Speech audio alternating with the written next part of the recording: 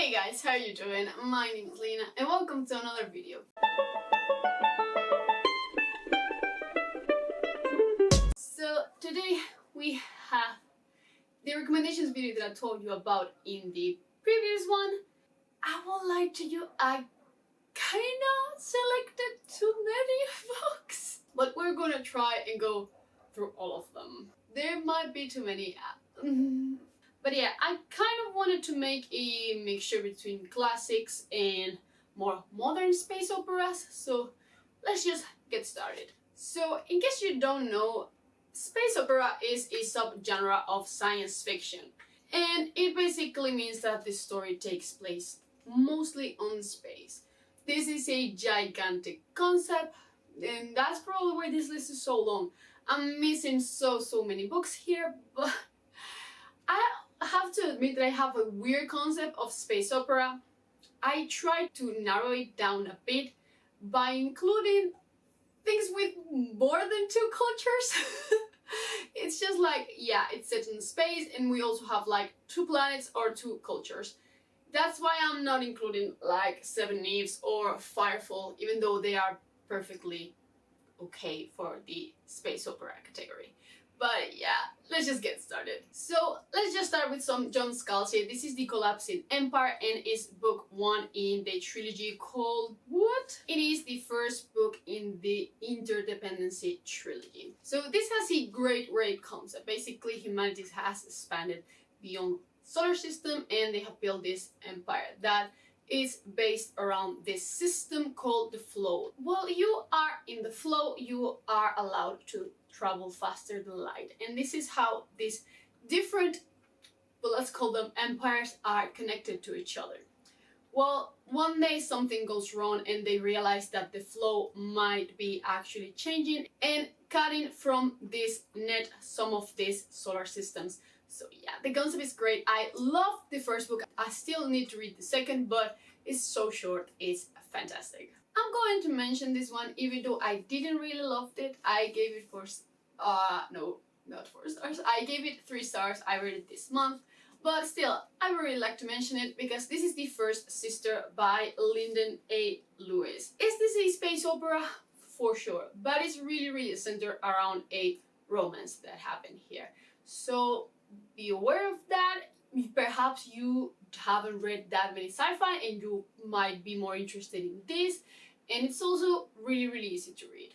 But basically in this one we're going to follow the first sister. She is a priestess of the sisterhood. And they basically travel along the troops in this world. So we are going to follow her as she is tasked to spy on this new captain of the ship called Saito Ren.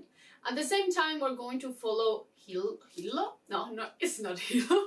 At the same time, we're going to follow Leto. And he was with Hiro until he discovers that they have actually betrayed this planet and now he has to hunt them down.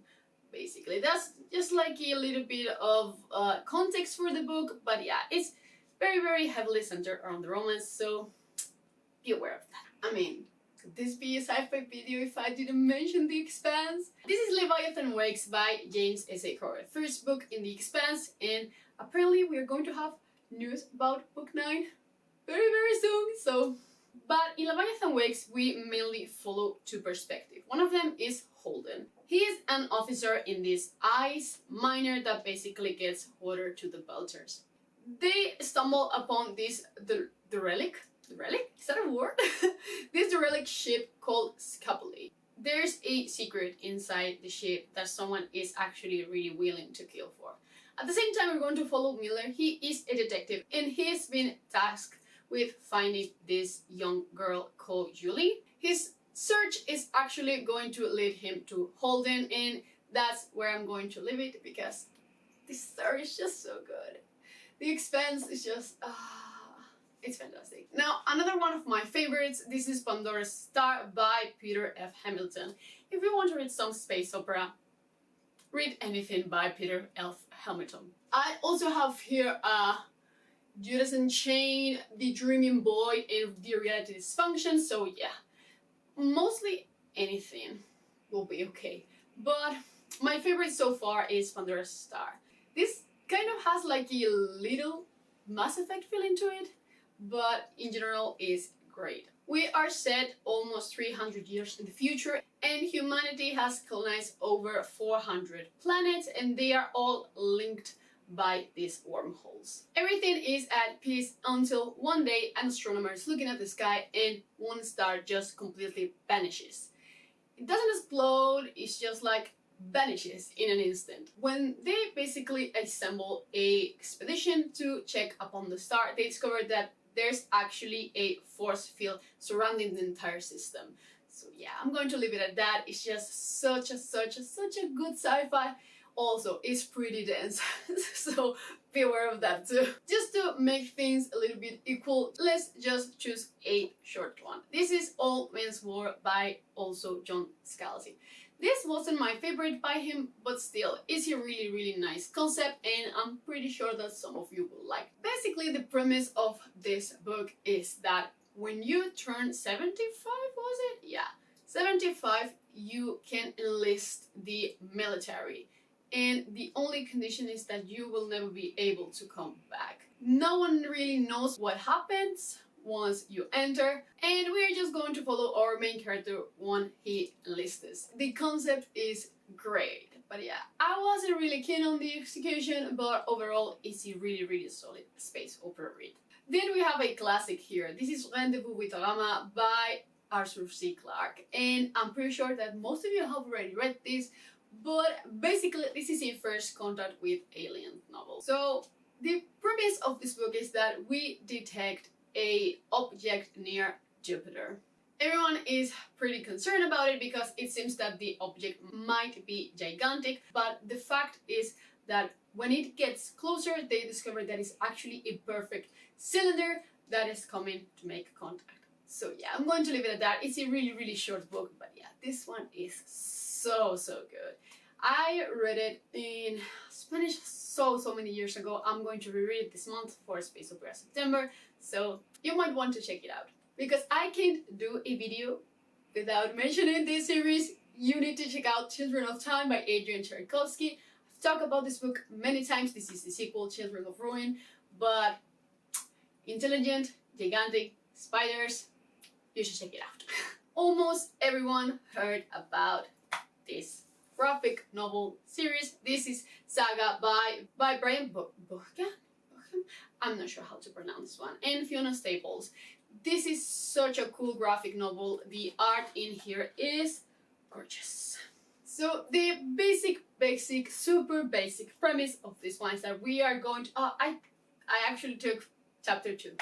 This is not the first one. In Saga, we follow two different soldiers battling for two different sides of this war. Until one day, they basically fall in love and they have to run to save their lives. And we are actually told the story by the daughter of both of them.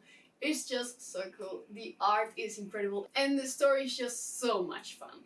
So also a very quick mention because I just talked about this book not that long ago, but this is Binti by Nnedi Okorafor. In this one we basically follow Binti. She is a Himba girl that gets accepted into this super prestigious intergalactic academy to study math, basically. On her way there, their ship is basically attacked by these aliens called the Medusae, and we're going to leave it at that because this is actually the compendium of the 3 novellas, and the first one is very short, but I just read this, I loved it. It's such original concept. I loved it, so I would highly recommend you check out Binti. Then we have A Memory Called Empire by Arkady Martin. I read this a couple of months ago and I completely fell in love with it because it's fantastic. This is basically the definition of space political intrigue, mostly. So in this one we're going to follow Ambassador Mahid. She travels to the capital of the Teixcalani Empire, and when she gets there, she discovers that her predecessor was actually killed, and she starts to investigate what happened. It's just so cool. The different cultures, I loved it. I loved it so much. I wouldn't say that this is for everyone because it's a bit of a slow burn type of book, but so cool. Then we have Velocity Weapon by Megan E. O'Keefe. I read this one also not that long ago and I really loved it. This has so many Mass Effect vibes. It's just fantastic. But in this one we basically follow two different perspectives. The first one is Sanda, and she is found in this vessel. She is taken to the ship, and when she wakes up she discovers that she is actually on an enemy ship. 230 years have passed and the war destroyed everything. So she is basically trying to simulate what happened. Also, this ship is not exactly what it looks like. It's actually an intelligent ship called Barrow. So it's just so cool. And we're also going to follow Sanda's brother 230 years before, as he just basically works through the war and all the political machinations in the Empire. So I highly recommend this one if you like science fiction. It's just so much fun. I love the twist in the middle. It was just so cool. I promise you, we're getting to the end. Don't worry. I will also really like to mention Hyperion by Dan Simmons. This is a really peculiar book because even though it's not a short story collection, it kind of reads like that. We're basically going to follow 6 different pilgrims and they are going to this place that is basically the legendary Time Tombs, where they are going to face the Shrike. It's a kind of a legendary machine monster that they have all encountered before. The cool thing about this one is that each of the stories is actually told on kind of a different genre. We have some that are more of a thriller, we have a diary. It's a really cool concept, and even though I didn't completely love it, I think that you might actually really like this one. Wasn't I going to talk about this? I have to. This is Empire of Silence by Christopher Rocchio. This is book 1 on the Sun Eater series, and you're probably really bored with me talking about this series, but I can't stop. The 3rd book just came out and it was just so good. And you need to have in mind that the books 2 and 3 are really different from book 1. I will say that book 1 is centered more around Hyperion is a character and about his personal growth, and book 2 is more centered about the aliens, and book 3 is just a little bit of everything, which is so good. As I've told you a million times already, in Empire of Silence we follow Hadrian as he's telling us his life story. The interesting thing about it is that he starts off by saying that he blew up an entire solar system. And as I've told you before, that's bad. The premise of this one is great. I loved it so much. I am in love with this series. I could basically live only with this series and The Expanse and be happy forever. And now, I had to pick this one. I was going to talk about Foundation by Isaac Asimov, but I just got this really nice edition and I wanted to show you. And I wanted to show it to you, so I'm just going to talk about Dune by Frank Herbert. I'm in love. Look at it. It's just so cool, and look at the art, and it also has art on the dust jacket. I hate hardcovers, but this is so beautiful. Can you see that? Here is the Mind Killer. Can you even see that? It's just so cool. I'm so hyped for the film. I watched the trailer, it released a couple of days ago, but I'm so pumped for it that I just got the edition because it was really cheap. I couldn't resist. But basically, if you have never heard about Dune, for some reason that I don't understand, in this one we are going to follow the Atreides family. They are sent to rule this kind of inhospitable planet called Dune, where they can gather these spies. But yeah, it's basically a drug that is capable of expanding life and consciousness. I would highly recommend to check out Dune. I'm so pumped, even though I didn't give this book 5 stars because the first part of it is a little bit of info dumping. The rest of the book is great. It's a great blend between science fiction and fantasy, so check out Dune.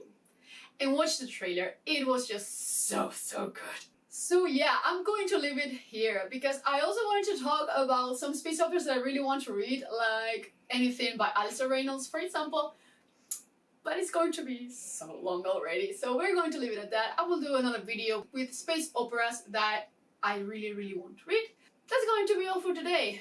Let me know if you have read any of these ones and if you have more recommendations, because it's kind of hard to find good space operas. So just let me know down in the comments below. But yeah, I will see you in the next one.